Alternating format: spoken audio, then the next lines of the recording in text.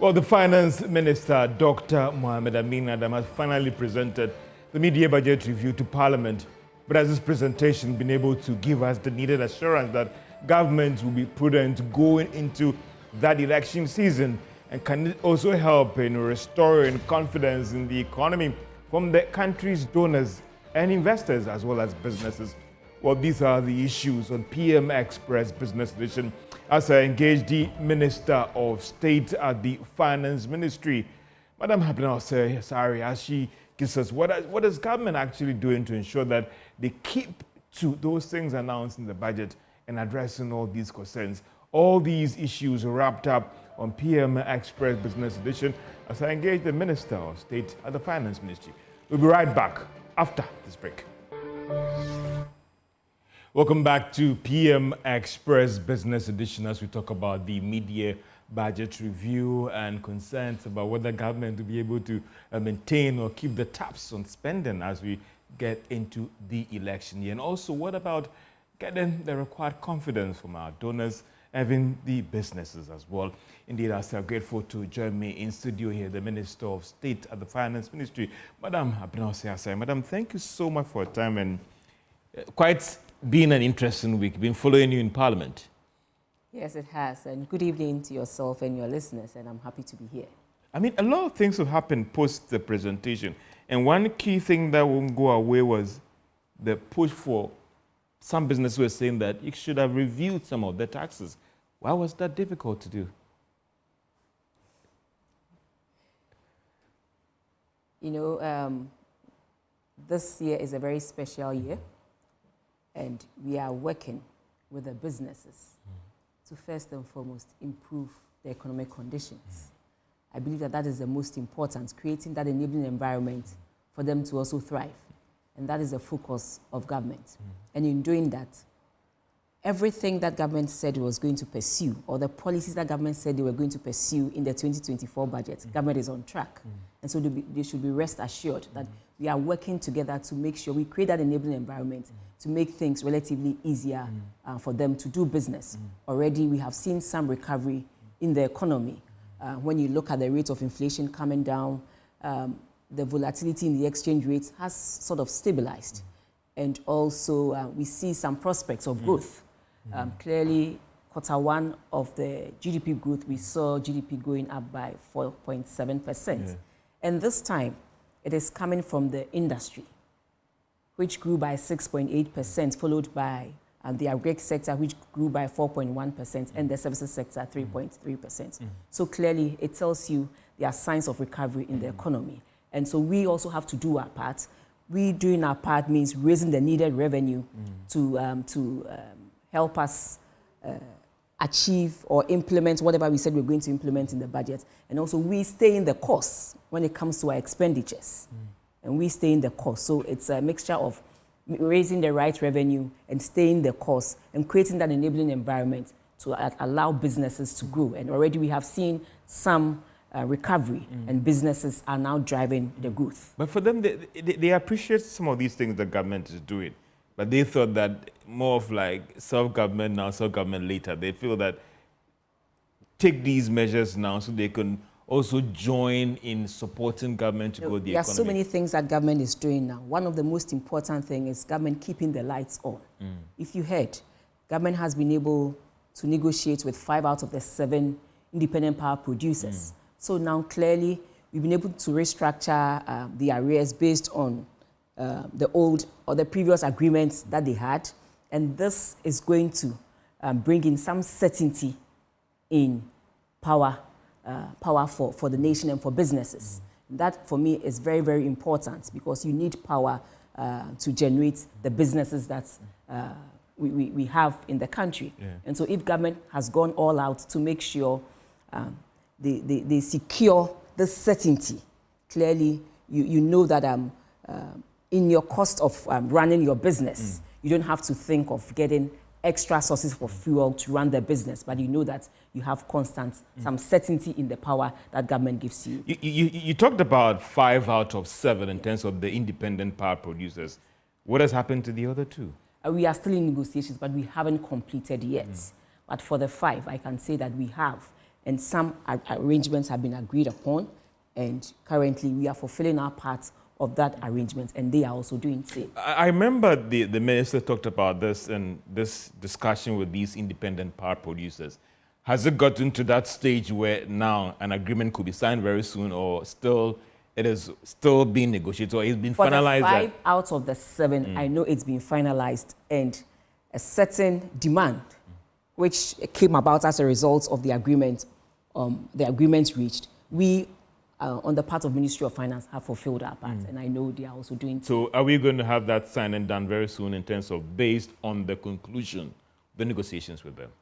And I'm saying that as far as I know, the 5 has already been done, and we are hoping that we will also be able to conclude on the 2. But per the agreement, we were supposed to fulfill some conditions as part of the agreement. We have done our part, and I know they are also. So are we going to see the signing done very soon, within the next 1 month, that signing agreement with them, or that signing has been done already? For the independent power producers? The commitment on our part has been done. So we all take it that, yes, we are moving forward. We have reached an agreement, and then we want to move forward. And you believe that this will feed into stable power?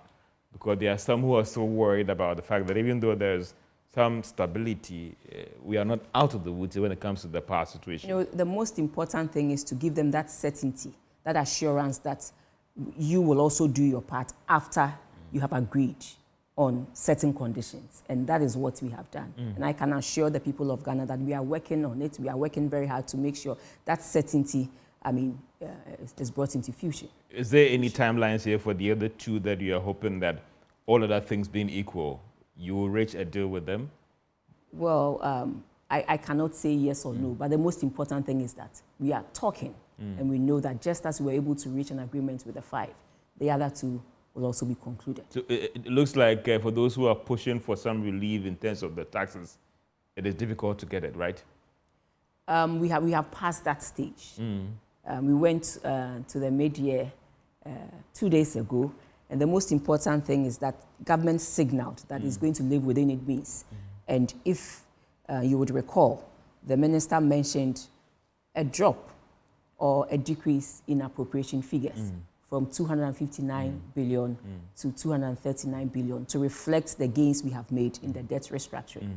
And so clearly it tells you we are signaling that it's an election year, it's a very important year, but government is going to live within its means. And government is going to reflect all the gains that they have made as a result of. I'll come back to the expenditure issue, but still on the revenue thing as well. Do I get from you that, listen, revenue might still be a challenge, so it is difficult to revise any rates for businesses and all that? That is why government didn't even go that way, even though there was push that. And I know you appeared before the Public Accounts Committee. One critical thing that has come up is the COVID and even e-levy as well. For the COVID levy, if you recall, when we sent that revenue measure to Parliament, we said it is subject to review at the end of 2024. Yes, the COVID-19 levy, that was what we said. You gave a timeline, all right, so can that timeline be reviewed even before that date? Why do you ask such a question when government says, I am going to do it in 2024, at the end of 2024? Maybe we should be patient enough because like I said 2 days ago or yesterday, that the effects of COVID are still with us. When, at the onset of COVID, government took advantage of that to do so many things that hitherto we did not have. Government felt that every district should have a district hospital. It was part of the package that we embarked upon with COVID. And we are still building those hospitals, Agenda 111.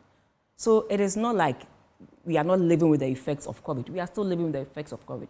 As part of the COVID measures to improve healthcare system, government said I was going to build hospitals, district hospitals in places where they did not have district hospitals. And it is ongoing. Clearly, it is seen in all those districts that have been selected, the 111 districts. So it's not like we are collecting these monies and we are not showing up for it. All these measures that were put in place and is still going on. And I know very soon government will be outdooring 21 of these Agenda 111 hospitals for everybody to see that, yes, these are some of the effects of COVID. We have both the positive sides and then the negative sides. And this is what we can point our hands to and say that during the COVID, we embarked on an intervention, and these are the outcomes of those interventions. Help me, is this levy being used to service the loans, or is being used to finance some ongoing infrastructure projects? It is all put in the revenue pot and used to implement the budget. There are several categories of revenue measures or revenue line items in the budget, and it is used to address the expenditure that we have in the budget, all the revenue lines. But this has come as a backup to also help us in some of the things that we sought to do during the COVID-19 period. So we should wait till the end of this year before we see whether... It is not a matter of waiting. You have an agreement, you have sent something to Parliament, you are saying that this is the period, you are looking to review after this period. You talked about Agenda 111, and there are some who would ask that, is this something that is possible to be complete before the end of this year? I told you that government, before the end of the year, will hand over 21 of such hospitals or such projects to the various communities. Yes. We're looking at 111, right? Or that's supposed to be 111, yes. And we are just doing 21. But Rome was not built in a day. They are all at various stages of completion. But for the 21, they will be ready this year to be handed over to their communities. And Rome, like I said, was not built in a day. We should also look at the capacity, but it is necessary that every district, irrespective of where you find yourself in Ghana, should have a hospital, because health is a basic need, basic necessity. And that is what we sought to provide, to take advantage of COVID, to provide for every district. Let's look at e-levy as well. And I don't know the laws that govern it as well. There were some also saying that, and I bring these tax handles because of the concern of some businesses out there that they are struggling, and therefore these things would have brought them the required relief in these times. I mean, that could be a perfect gift from the ministry and government to businesses out there that are struggling. Yes, but George, if you would also bear with me, these are revenue lines that we went to Parliament in 2024 and told Parliament that we were going to use this to raise monies to implement the budget. So halfway between, the year, when you have already budgeted for these things, how then do you tell yourself you are taking it off? And then how do you fund the rest of the budget? You understand? That is why government is in talks with all stakeholders. And like I said, some of the taxes, the revenue measures are going to be reviewed, and we are going to come up with more compliance measures to make sure that we encourage people to pay their taxes, not necessarily increasing tax measures or revenue measures, but also using the compliance measures to encourage people to pay. I'm very interested in the word you use about review in terms of these revenue measures, and what form is that going to take? Review means that rates will be varied, or what? We should be patient enough to get there. When we get there, and we will know. But this is good news for businesses if they are going to review. Certainly. And my producer will very soon put in the revenue measures that was announced by the Minister of Finance in terms of what they are going to do to achieve those end-of-year targets. And very soon we'll put that on the screen for our viewers as we get much into the revenue line measures. So, and review means that, what does a review here mean in terms of reviews here? The review of these measures. I think we should be patient enough to get there. When we get there, and we all know what it is. But clearly, government has said that after 2024, the COVID-19 levy will be reviewed. And so let's... There are some who have argued, and then these are the measures that the Minister of Finance announced in the budget when it comes to the interventions to boost revenue. Half year, we've done somewhere around, is it 46 or 48? I stand to be corrected, but end of year, looking at 177. We have done 74 billion. 74 billion, yes. And you're looking at 177 at the end of the year. 176 at the end of the 176 at the end of the year. These are the measures that the minister has announced. I mean, for some, do you think that looking at a year where it's an election year, where sometimes everything comes to a halt and all the rest, is it possible to hit this target at the end of the year, the 177, 176? George, like I said, that we have seen growth going over and above the targets that we set for for the first quarter. And this growth is being led by the industry. So clearly it tells you a lot is going on when it's being led by the industry. So we are confident that with this and the measures that we have put in place, we will be able to arrive at the 176 billion at the end of the year. And there's a lot that we are doing.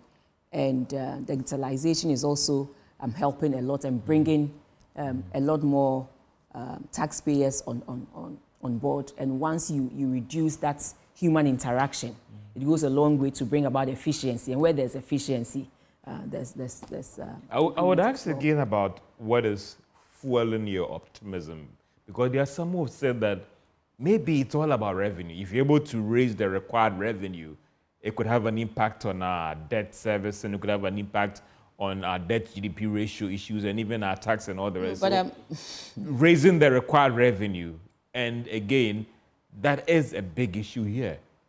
Yes, we know that our revenue to debt, our tax revenue hasn't been that strong when you compare us to our peers even in the region. Yes, in the region. But there are so many things that we have put in place, some in the short term, some in the medium term, to make sure we overcome this. And the first is what we did with the medium-term revenue strategy that we have. We have now come up with a medium-term revenue strategy. It's on our website. And so at every time T, we know what we have to do to make sure we raise the needed revenue, not necessarily increasing taxes, but also coming up with various ways. Like I said, the digitalization that we have introduced is bringing about efficiency. And also we are riding on the back of the national identification cards to rope in taxpayers who are not on the tax net. That alone is also widening the tax net without necessarily increasing taxes. And also, one other thing that we are doing is to encouraging people, using compliance measures, to encourage people to come up and pay their taxes. And so we are very, very confident that with this and the high drive in digitalization, and this will go a long way to help us raise the needed revenue. But to be honest with you, every country in this world, the first point of call for development is the domestic revenues that you raise. And so let's not run away from that. The most important thing is that people want to see what we are using these revenues for, and that is what we are showing in the development, in implementing the budget, in making sure government is able to pay aid workers, in making sure that government is able to give to the statutory funds what's the portion that they have raised that should go to them, and government is able to also build infrastructure with some of the revenues that we are. The businesses out there, they feel hounded, they feel they are under stress. And again, we'll roll some of the measures that government is looking at. And they feel that the tax authorities and government doesn't appreciate their current struggles that they are going through. They feel that they are so much under pressure. They are being hounded.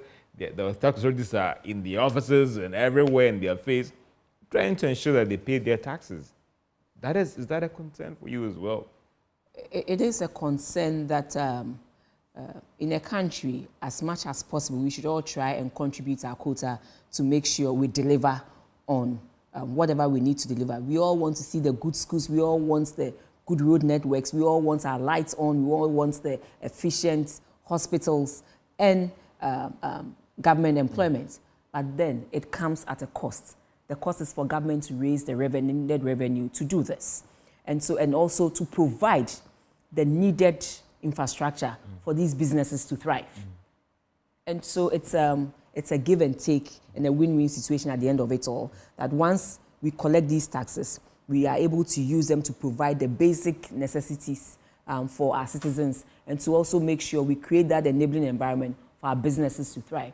And so we are working together with them, and we'll continue to work together with them. Recently, government, like I said, that the growth is being fueled by industry. And so government wants to make an intentional intervention whereby we use the small, medium scale enterprise, the SMEs, and to go all out and help boost economic growth. And so government last week, yes, and set up the SME Growth and Opportunities Fund, where we put in 8.2 billion not just government, but the private sector is also playing a very important role in giving us so much funding to help us do this. These are some of the interventions that government believes that it should come on the markets to intervene and to help SMEs to also ease their burden, let them have access to relatively cheaper capital, not just capital also, but the technical assistance that they would need to run these businesses. How are you making sure that these funding are well targeted? There are some who said that, listen, government should just take this credit, give it to the commercial banks, and they should on-lend. Exactly. I mean, what has been done differently this time, madam, to ensure that we avoid the past mistake when it comes to supporting small businesses in the country? Government is working with the Development Bank Ghana, where the Development Bank Ghana would on-lend to the banks who have customers in that SME space, and they will also, in turn, give it to them. Government is working with the Ghana Enterprises Agency, yes. Ghana Enterprise, GA. Yeah, GA. And also, they also have customers in that group, and they will also on-lend to them. Government is working with Exim Bank, and to make sure they also have customers in that space. They know them very well. Consistently, every Tuesday, when you go to Exim Bank, they organize this fair for their SME clients. So they know them, they have identified, they have clients they are working with. So government is not directly intervening in this, but government is working with the various banks and agencies that are already in this space to make sure they will be able to identify them and also on-lend to them. But it's not just about lending, but also building their capacity. So it's not just about funding, but also giving them training, giving them that technical assistance to enable them run their businesses efficiently. But again, if I look at this, so do I get from you that you're going to make sure that it goes to the right people out there, and not because someone like Kwesi Mansa knows maybe somebody big in your party or government, and therefore they take. I mean, how are you working to ensure that these funding goes to those who actually need it? You ask yourself, how do the banks select their clients to give them loans? We are out there. DBG will on-lend to these banks. The banks have a way of selecting their customers. You already have customers in that. If a youth group comes to comes to petition you to help us, I mean, no, you must fulfill a certain criteria first. And so when you go on the various websites of Exim Bank, GA, you have all the requirements there. And first and foremost, you are supposed to fill that application form, and then it goes through them. And for the banks, where anybody going in for a loan from the banks also, they know the processes that they go through. It's just that these monies have been made available at a certain rate, and then if you fit that criteria, and the banks give it to you. So it's just the normal business of banks lending out to their customers. But this time, there's a dedicated funding source to do. Let's come back to the revenue concerns and the bit about widening the tax net. And we've had this over the years before.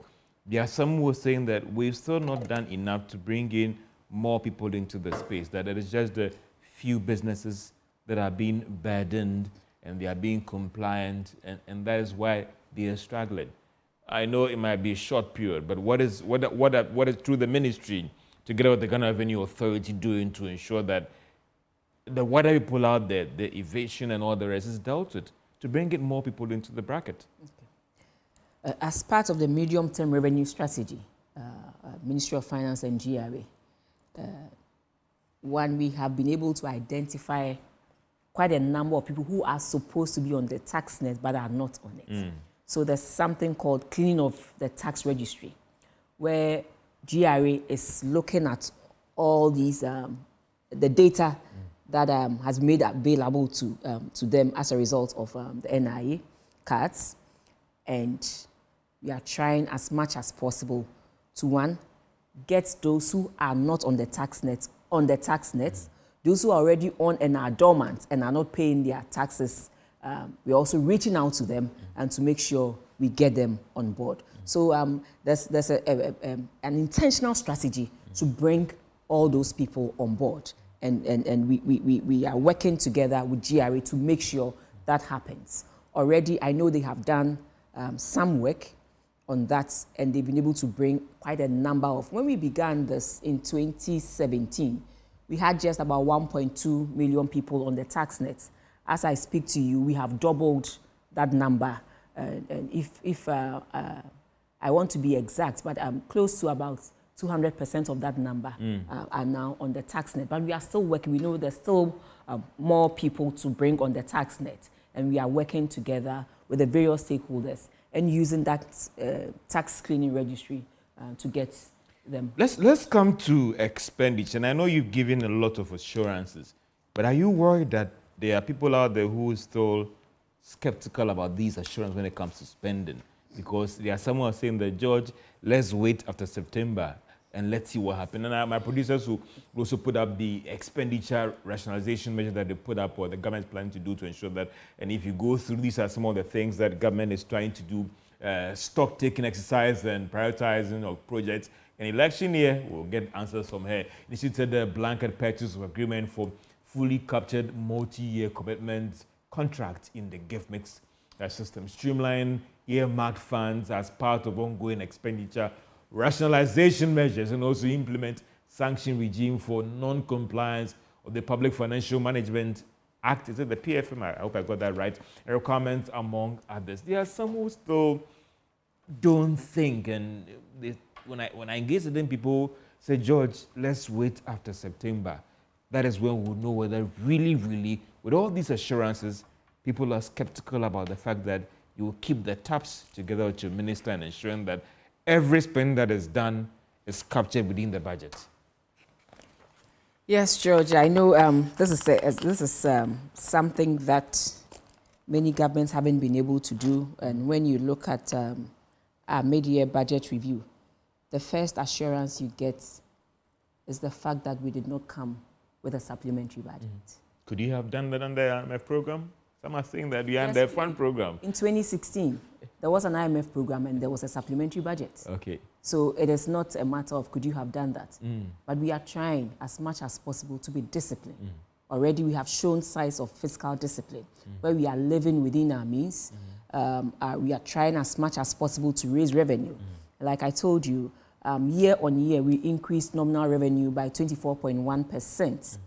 And then for non-tax oil revenue, we increased it by 2.1 billion, and from January to June. So clearly, we are on track to make sure we raise the needed revenue and also live within our means. And then when you look at year on year, from January to June, we programmed to spend 104 billion Ghana cedis in expenditures. But January to June, the provisional data we have is that we did 101 billion. It was 2.9% short. Clearly, it tells you that we are bent on living within our means for this year, and then for this period, that's in question, January to June, and then for the rest of the year. When you look at the components of expenditure, one is compensation. The other is your interest payments. The third is the funds that we give to these statutory payments that we make to the various statutory funds. And then you look at our capital expenditure and goods and services. When you look at all these revenue items, the provisional amounts that we've had to spend for compensation, even though we see some pressures from the unions, we are still on track. And whatever negotiations we are having with them, we try as much as possible to fit it into the framework that we have for 2024. So clearly from January to June, you can see that in terms of our compensation, the expenditure on compensation, we are within the budget. And then when you come to our interest payments, after the completion of the debt restructuring or the agreement with the official or our bilateral partners, the OCCs, we have been able, out of 5.1 billion that was at stake, we have been able to get relief of about 2.8 billion tax relief. I said tax relief, interest relief from 2003 to 2023 to 2026. And also for our external bondholders, we saw us getting a debt stock relief of $4.7 billion and a debt savings, interest savings of about $4.2 billion from 2023 to 2026. So all this space has been reflected, and so you see a fall in the interest payments that we made from January to June. I'll be coming back since you tried to even explain to us on this whole debt restructuring thing. But what do you tell the layman on the streets out there in this expenditure cut that they are saying that this isn't an intentional measure to scale back on spending, but rather because you took a debt restructuring program, these are interest payments that are automatically coming down? What about other spending lines that is within your discretion to scale I was down? going to go over every spending item to because if you are restructuring these debts automatically, interest is not the only expenditure item. So what are some of the discretionary spending that you are scaling back? One after the other. Okay. I started with compensation, and I said, despite the pressures from the unions, we are still living within the means that we voted for 2024. And then it comes to the statutory payments. Yeah. Statutory payments are a function of the revenues that you raise, such that when you raise more revenue, you are expected to give out more to these statutory funds. And so that one is what you get, is what you spend. And so that one also can be contained, and it's based on the revenues that you raise. Capital expenditure. Our capital expenditure is what we use for our infrastructure needs. Yes. And clearly, because for this year, we haven't seen a lot of project disbursements. We still haven't witnessed quite an amount under the capital expenditure. With the completion of the negotiations on the debt restructuring, we know that some projects will start kicking in, but still, it will be within the framework that Parliament has voted for us. Wouldn't there be a counterpart funding from you, from government? Whatever it is has been voted in the capital expenditure, and that is what we are saying, that we will strive to make sure it is within the framework that we have been given, the total appropriation of the 239 that we now say we're going to spend. And then finally, we have our goods and services, what we need for the ministries, departments, and agencies to run with. That one too, clearly, we are going to stay and live within our means. It is true that it's an election year, and government knew we were going to have an election, and everything that the Electoral Commission would need for it to carry out a successful election has already been taken care of in the budget. And aside all that, government is also putting in structural reforms. That is very, very important. Most of the time, we do not mention that, but the structural reforms are key. Having every dealings, every expenditure line item on the gift miss. That is very, very important, such that you don't spend monies that you don't have. So once a ministry has been given this allocation and it's on gift miss, you cannot go in there and load something that you do not have. Has this been enforced always? Because if you go through the Auditor General's report, there have been instances where spending has been carried out outside the system. I stand to be corrected here. Instances where spending, yes. I agree with you on instances where spending went beyond the gift miss, was especially when COVID arose. It was a new area altogether, a public emergency, where we thought doing things in a hurry, sort of, was a very critical part of reducing debts related to COVID.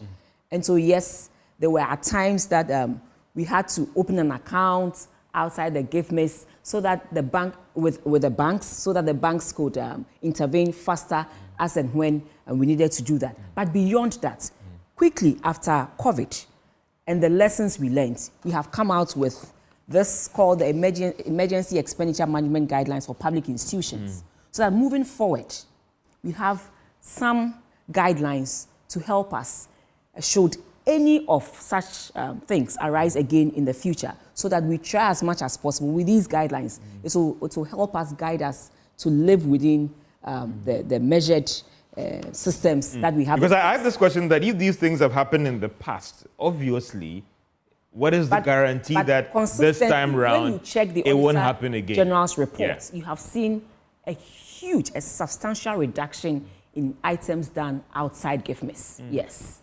consistently, other than the COVID-19 issues, consistently when you check through the Auditor General's reports, you can tell, you can see that it has reduced drastically transactions done outside GIFMIS. It is part of the agreement that we've had as part of the targets that we've had with the IMF, that as much as possible, we are going to get all institutions, already we have begun by bringing 285 ministries, departments, and agencies that raise their own internally generated funds on GIFMIS, so that we have a view of how much money they raise and how it is spent. We are also working to bring on about 500 more of these institutions and agencies. All of this will help check spending outside the GIFMIS, such that you do not spend what you don't have. So these reforms are very, very important. And as part of the reforms too, we are trying as much as possible to digitalize almost at every point where we collect revenues with the Ghana.gov and all the other things that we're trying to put in place, so that government has a fair view of all revenues that it collects based on services that it offers to its citizens. So these are some of the things that we are putting in place. Aside the fiscal discipline, we are also putting in place systems and structures and improving these systems and structures. In terms of the gift mix, bringing everybody on board, what are the clear timelines here that you're working with? Okay, the first one of the 285, and we had up to the first quarter of this year, which we did. And then the 500 we have to the end of the year, and which we are also working. Already we have brought quite a number on board, and we are hoping that before the year ends, we should be able to bring the others on board. Madam, I know that this week you've been before the Public Accounts Committee, and you've seen these infractions when it comes to the Auditor General's report, that you've had opportunity even to address some of them. For some people out there, when they hear some of these infractions, i.e. the push to mobilize revenue and collect taxes, they get to that stage when they say that, listen, George, it's not worth paying these taxes any longer.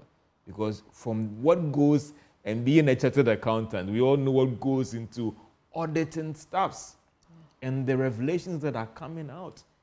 Do you feel okay yourself when you have to give targets to the GRA to go out there and mobilize the required revenue? Because at the end of the day, when these monies are collected, at least this is not a report by Manasseh that will say that it wasn't balanced. This is an Auditor General's report. And from a little work in auditing, you know what goes into these things. Yes, George. This week it's been audits on the COVID-19 funds. And like I said initially, this COVID-19, it was a new area altogether. It was an emergency. Yes, people misstepped. The things should have been done, maybe could have been done differently. And that is why we have learnt from that and come out with an emergency expenditure management guidelines. I mean, we didn't have anything like that because nobody ever thought that things like that could happen. But time was of the essence to save lives, to make sure we address certain concerns that occurred or happened as a result of COVID. And so we have learned from that. And moving forward, once we have come out with these guidelines, I strongly believe that most of the infractions that people were cited for will not occur again. Let me give you one typical example. Before we came in with the Ghana.gov platform payments, consistently we were having huge return checks. It was one of the big problems that the Auditor General faced with GRA. But since the inception of Ghana.gov, where everybody is supposed to pay on the platform, through the banks, on the platforms or through the banks, it has been a thing of the past. Right from 2022, you check the Auditor General's report, whether you see any one infraction of return checks. So this is where we are also starting from. Now we have some guidelines to help us in emergency situations so that moving forward, these things do not occur again.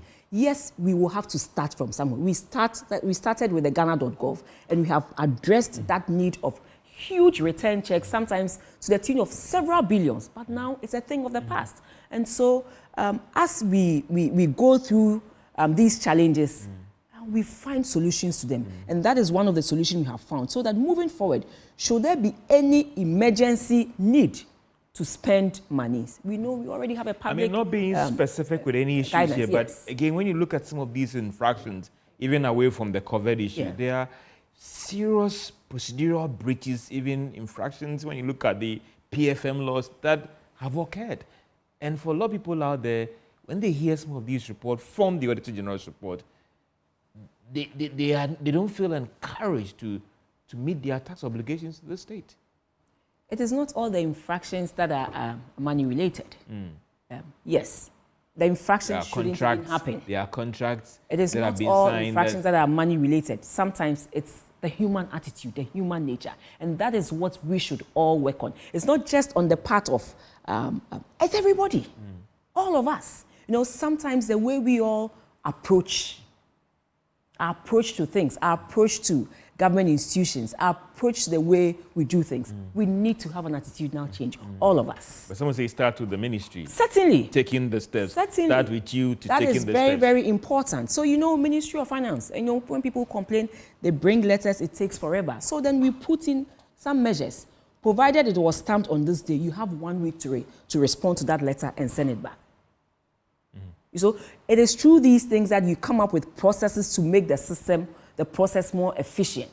Yes, we won't say these problems do not exist. They do exist. But then we also need to make an intentional, a deliberate effort to make sure we address some of these things. And we need all of you to help us make sure we address these things. In terms of dealing with the loopholes and the corruption in the system and all the rest, being firm would again send signal to the public that, listen, we are all supposed to contribute to the pot to develop the nation. Yeah, that's exactly what you have said. And then you knowing that very well, yet you come and then say, oh, this person was my classmate, I've asked for a small favor and he or she has refused. When you know very well that that will be an infraction that on maybe public finances. So that is why I'm saying we all need to change our attitudes. We all need to support each other to make things happen. Where we are now, I believe it is the common support of every Ghanaian that has brought us here. And we should continue that way to make sure the processes and the standards that we have set for ourselves, we ourselves encourage each other to make it happen. And the promise that the ministry would take the leadership role when it comes to this to ensure that we are leading in this area. Yes. So follow our lead. Yes, I can assure you. We need your support to also... The bit about the property rate, which was also announced in the budget as well. So now, is it all clear for it to take off, or what is going to happen to it? You are still gathering data. Yes, we have gathered some data, and we believe that we should allow it to roll. And so we are working with the various municipals and metropolitans and district assemblies to make sure that happens. It is not easy collecting property rates, especially, but we believe that we should start from somewhere. We began from somewhere, and we realized some challenges. We went back onto the drawing board, sat with the various stakeholders, and now we believe this is the time to go out there and see how best. So all other things being equal, when are you hoping to commence with the collection of this, looking at all the work that has been done in terms of gathering of data? I believe we have already begun. And so you will see some improvements in the numbers. Oh, so it started this year already? You will see some improvements in the numbers of the property rates that we post at the end of the year, yes. But the clarity is that the collection has already started. You know, it is something you cannot stop. Initially, we engaged certain stakeholders, whilst others were also doing theirs. And so it's these stakeholders that we had to pull the brakes a bit and then engage further. But it's ongoing, and we believe that you will see some improvement in those numbers. Another thing is about the road tolls, and again, it comes back to the e-levy issue and the road tolls. If it's being rolled next year, then something has to sacrifice for that one. E-levy going off and then road tolls to come back. Allow the policymakers to take that decision. You are a policymaker. You advise your minister on what to do. I'm saying that what advice are you going to give to your minister? Because there are some who said that if it was either the e-levy or the road tolls, there are some who questioned the whole rationale behind the scrapping of it. And if it's going to come back next year, will the e-levy then go for it to fully take off? Government heard you, and government has responded. And so let's wait and get there. No, but madam, you're going to advise your minister Certainly. on the way forward. So Certainly. if it's coming in next there. year, are you going to take up the e-levy? Let us get there, and then we'll know what to do. You're going to look so it takes off January next year with the tolls, or what is the timeline here? Government said 2025. Yeah. Yes, from next year. Yeah, that's January next year, of course. Yes. No, the road tolls and the fees and charges, and you don't just the fees and charges will have to go through a process. So it is not that you introduce and that's it. It has to go through the process, and then once it goes through the process, it is brought to the subsidiary legislation, and then it sits for 21 days, sitting days. You understand, before it matures into.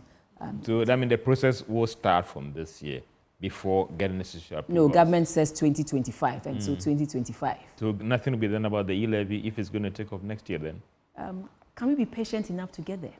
Because businesses are planning, madam. So if you give us an hint that we all plan, and that is why government has planned and incorporated it for this year. Government says at the end of the year, I will come back and review. So I know businesses are aware of this, and then they are planning accordingly around what government said when it's introduced. Will review lead to scrapping? This is PM Express Business Edition, engaging the Minister of State at the Finance Ministry, talking about the mid-year budget review and other developments that are coming up. We'll take a short break and we will be right back. This is PM Express Business Edition. That's it. You understand? Yeah. Yes, we have paid more arrears than we have accumulated. We have paid 19 billion and we have accumulated 4.5 billion. So when you look at the data, net, we have paid 14 billion in arrears. So we are not building arrears. This we have to the end of the year to clear, and we're supposed to do 11 billion till the end of the year. But rather, we have gone ahead to pay to bring in some economic activities in the area of contractors, in the area of people who have done businesses with government. Yes, so that is what we sought to do, to quicken and bring up some economic activities in those areas as well. But it is all within the appropriation. That is what you should be confident about, that it is all within the appropriation, and we haven't gone over and above. And we sought through the mid-year to reduce appropriation from 259 billion to 239 billion to reflect the gains that we keep on talking about that we have made in the debt. In any project, any line item that is not captured in the budget, you wouldn't approve spending for this year. You would not do it. Certainly not. With all the political pressures? Certainly not.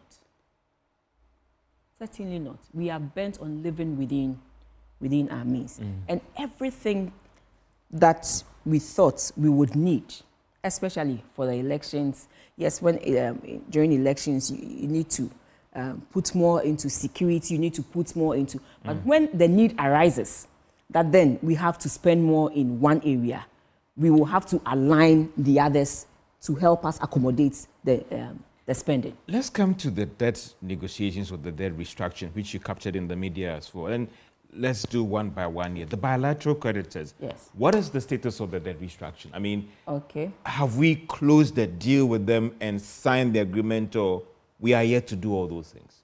Okay. So with the bilateral, we had an amount of 5.1 billion with China and other countries. And we negotiated with them, and through that, we were able to get a relief of about 2.8 billion debt service relief from 2023 to 2026. And so with this, we have the broad framework that no country can go below it. So there's a framework. Yeah. So what any country under the OCC can do is to do something better or the same. And so once we have that broad framework under the G20, what we do is you go and then negotiate with country after country, because they will have to, they are all sovereigns, who have to go to their parliament, their legislature, and then agree, for them to agree to that and sign it off. But per the common framework, you cannot go beyond anything worse beyond what has been given, anything, but you can do anything better than what has been. So why haven't you signed the agreement with them? As it is right now? Country after country. We have signed the broader agreement. But country after country need to negotiate individually. And assuming it's Ghana and we've completed, let's say we have to sign, a country has to come and sign with us, we've completed the debt restructuring. Parliament is going on recess on the 30th of July, and then it happens in August. You would have to wait for them to come. Do you have any timelines that you're working with to Not ensure necessarily. The most important thing is getting the broader framework, and that is what we have done. That is what we have achieved. That is the most important. It gives you a clear idea of how much savings you have done.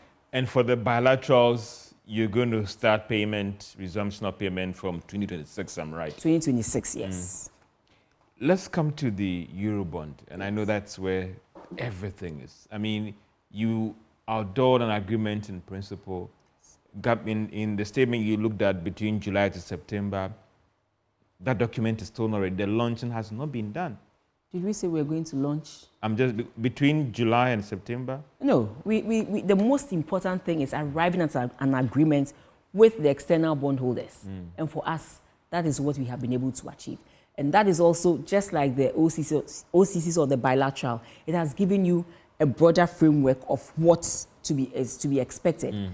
And what is to be expected is, one, that you have seen a debt stock relief of $4.7 billion US dollars, and that you have seen a debt service relief of $4.2 billion US dollars. So that is the framework. It can't get worse than that or better than that. That is what you have. And so that is what consistently we are going to negotiate with the various groups to arrive at. But that broad framework is cast in stone. When is government going to launch the offer for them to sign the agreement that they've been reached with these Eurobond holders? We are in talks with them, and we are working together to tie any loose ends. But like I say, I keep on saying that you have the framework already, and that framework gives you a 4.7 billion in debt stock relief and 4.2 billion in debt service relief. And so that is given. That is there. Obviously, there's a timeline on the tables that you're supposed to work with. Not necessarily a timeline, but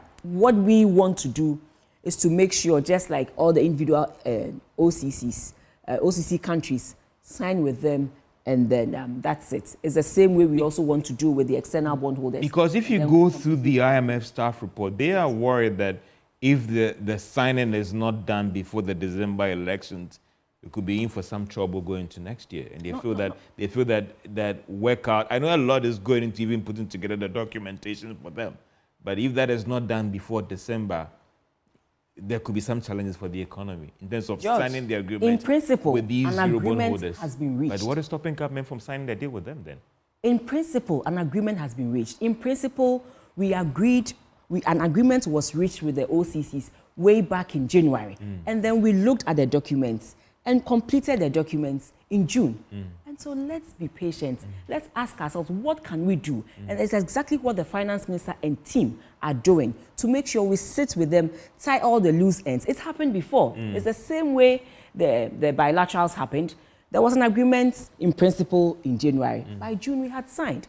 By 19th of June, there was an agreement in principle with the external bondholders, and we are working with them to close it. And so let's be rest assured, and let's rather encourage our people to go all out and do the needful. And let's not be pessimistic also. If you don't do this, if you don't do that. But if you go through the IMF staff report itself, they raise that concern that if that agreement... It is not about the IMF staff report. It is what we as a sovereign feel but we should do. Madam, you were on the fund program. And I'm saying sovereignty, then we shouldn't have signed up for any fund program then. That is not what we are saying. Even countries, the Western countries, do borrow from each other. What I'm saying is that it is not the IMF, but it's what the sovereign feels we should do to bring our debt levels to a sustainable level. And that is why we embarked on the debt restructuring with support from the IMF. The IMF did not push us into it, but we feel that as a sovereign, at a position where we are now, the best way to go about it, to bring our debt level to a sustainable level, is to embark on some of this. And that is what we have done. We are only seeking support from them, and they are supporting us. Whatever we have to do, we think we should do to make sure we close it completely, we will go ahead. Can we sign this agreement before the close of this year? We will go ahead and do everything possible to make sure we close it, just like we did with the OCCs, where we went into an agreement in principle with them in January, and by June, we had closed it. Before the close of this year?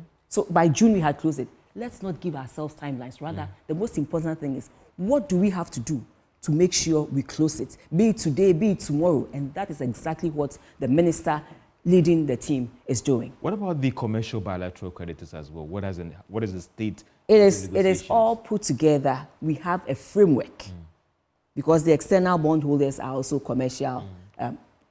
Sorry, did you say bilateral? No, the commercial bilateral creditors, yeah. Yes, we are also working with them with the OCCs. But like I said, we already have an agreement in principle. And we are just waiting for the individual countries to sign with them. So be it one country may have some form in bilaterals and some in commercial. And so we will work together with them to make sure we agree on that. But we have that basic framework that no country can go below it. Yes. The economists will always say that all other things being equal. Are we hoping that by the end of September, all these things are in place, everything has been signed? We are not giving ourselves any timelines. What the most important thing is that we are going to make sure we arrive at a certain point that best serves the interest of Ghana and the people of Ghana. And at the same time also gives confidence to our investors outside that we are good to go and the economy is on the path. I asked this question because there's this argument to a school of thought that the city is going through some of these challenges because we have not signed a deal with the Eurobond holders. And that is why some are hinging the firm stability of the local currency to signing the agreement to this Eurobond holders, because then they will then bring in those offshore funds that are locked up out there. You know, our currency against its trading partners, I mean, they go through a lot. The currency goes through a lot of challenges. One, the US itself is trying to strengthen its currency against other currencies. So yes, your currency will take a hit. And there are also domestic challenges. The domestic challenges are playing in more now domestic challenges than the externalities. Domestic, when I say domestic challenge, not necessarily this only, but also the demand for forex is also playing a tool or having a tool on our currency. And so that is why we need to address things holistically and not choose just one thing and say that this is the cause of it, that is the cause of it. But the most important thing to make sure we stabilize our currency is to industrialize this nation. So that is why I'm happy that industry is rather contributing this time so much to growth. And that is why the minister is also saying that let us be intentional about supporting our SMEs. These industries will help change and drive the economy and also stabilize our currency. Those are short to medium term. Some are saying that the now actions, because earlier on the ministry came out to give some assurances as well. But when you still look at the currency, they're struggling. Yes. But the industrialization are medium term. The now action to still the currency has both a medium-term solution and a short-term solution. Yeah. Whilst we look at the short term, we also look at the medium and the long term. And for us, the medium and the long term is equally important as the short term. So in the short term, whatever it is that we have to do, like the Gold for Oil program that is going on and all the other interventions that government is making to make sure we reduce our dependence in the short term on these foreign currencies. So we have access to them to fund our critical needs. Government is doing that. But in the medium and long term, these are some of the things that we should do. Let's not only look at the short term, but look at the long term and the medium term as well, because that is what will bring in that real stability that we are all looking for. But Minister, despite all these measures, if you still track the local currency, even over the past month, it is still struggling to stabilize. Yes, government embarked on one district, one factory. Let me ask you how old Toyota is. Let me ask you how old Hyundai is. Let me ask you how old these big companies are. They have been there for 40, 50 years.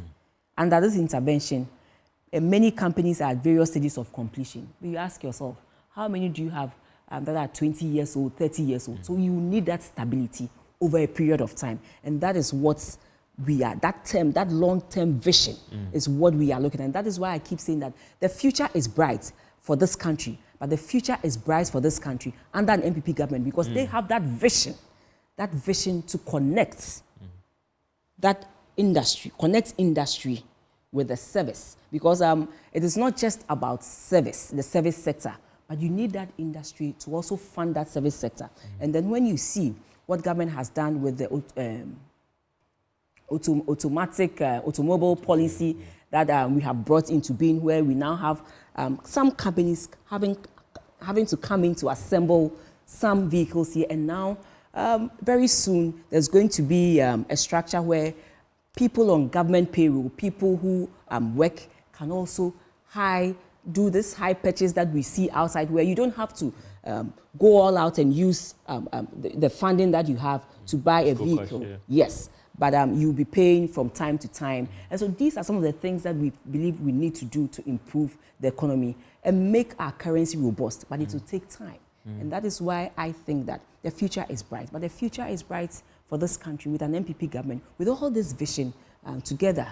We can get to where we want to get. The Boso kind that is still in the import business is always calling someone at Joy FM complaining that I am still not seeing the currency stable. And that's why I bring back the short-term measure and what else can you do? We had the ministry coming out to assure the market. The market is still not responding to these assurances. It is not just the ministry coming out to assure the market. This is what also Bank of Ghana interventions, Bank of Ghana is putting in place. And you know that at the end of every month, Bank of Ghana takes the demands of foreign currency from the various banks.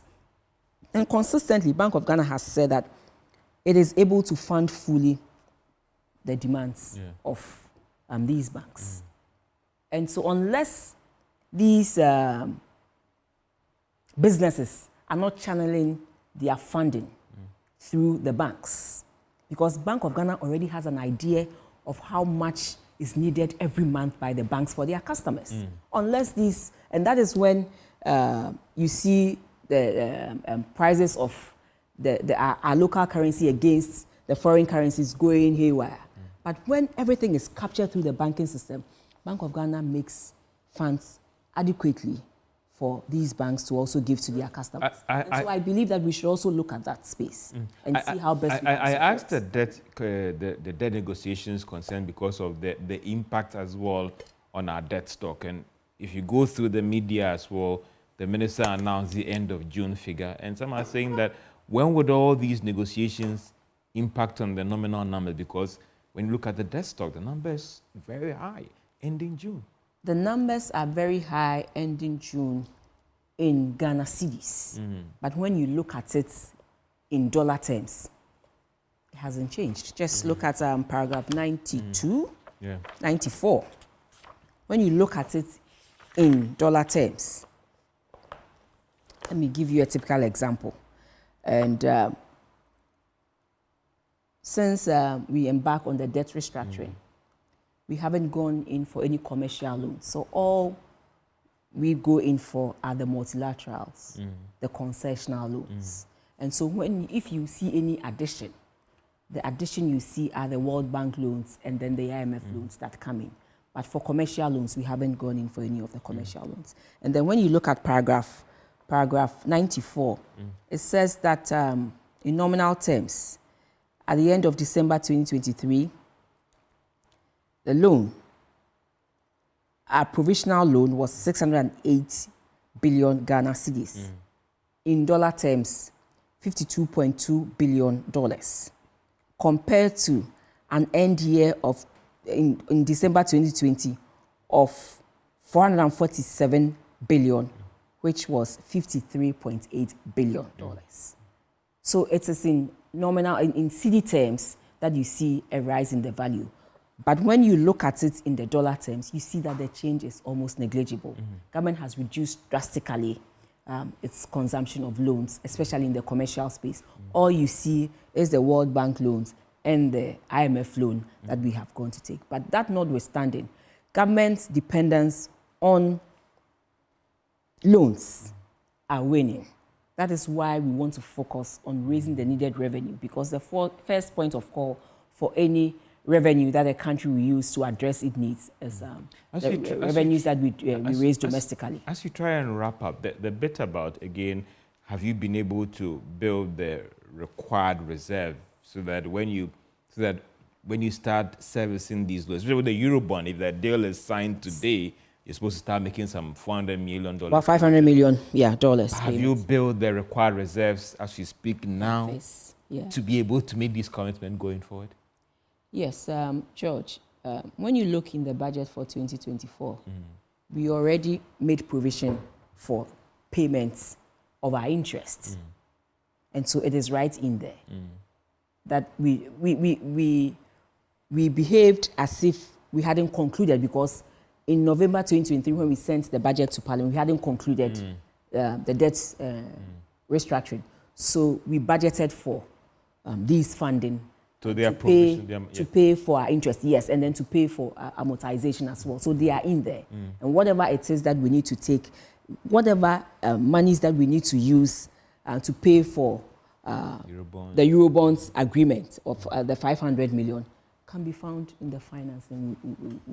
So we shouldn't be afraid that it will hit our reserves again and the replaying impact on the local currency and all the rest.